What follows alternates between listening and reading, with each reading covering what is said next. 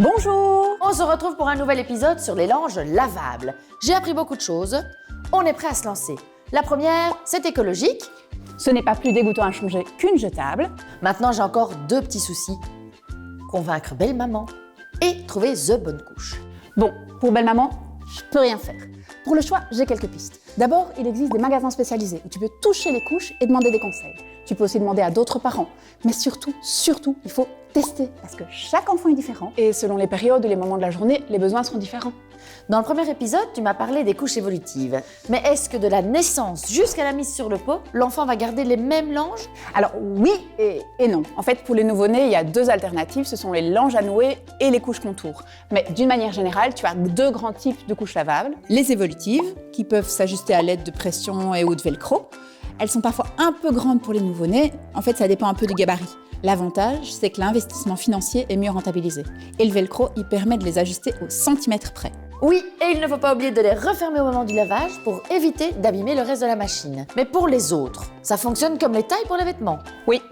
Leur gros inconvénient, c'est que tu dois racheter plusieurs sets en fonction de la croissance de ton bébé. Mais si c'est un premier, tu peux envisager de les conserver pour le bébé suivant ou encore trouver des copines avec qui faire des échanges. Et donc, le gros avantage, c'est qu'elles s'ajustent parfaitement. Je suppose qu'en plus de l'économie financière, il y a aussi l'empreinte carbone qui importe beaucoup pour les gens.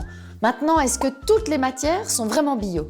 Alors c'est l'idée. Maintenant, chaque matière a ses avantages et ses inconvénients. Mais j'ai une brochure hyper bien faite, si tu veux. Super! Il ne me reste plus alors qu'à tester les différentes matières pour connaître celle qui correspond le mieux à mon petit loulou et à mon mode de vie. Oui, mais faut surtout se dire que mettre un lange jetable de temps en temps, si bébé est malade ou si on n'a pas le temps, c'est pas grave. Et donc, tu vas me dire qu'un lange comme celui-ci, lors de l'apprentissage de la propreté, le petit loulou, il va pas avoir du mal pour pouvoir l'enlever? Ah ben non! On dit souvent que les enfants en lavable sont plus vite continents parce qu'ils ont moins cet effet faisceau sec.